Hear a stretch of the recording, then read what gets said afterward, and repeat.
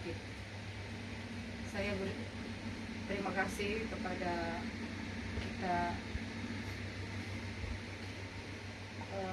Pemuda Batak Bersatu. Saya sangat, dari awal pun memang saya sangat ingin sekali bergabung dengan kita, dan saya bangga menjadi bagian daripada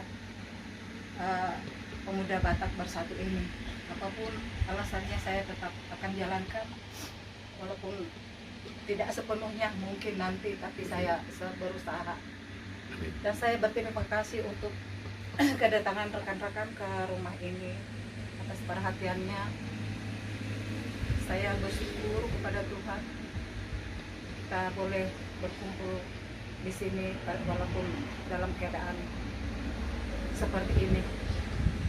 Ya, demikian, terima kasih.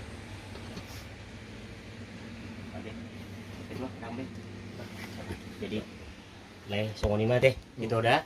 Tuhan berkati dah.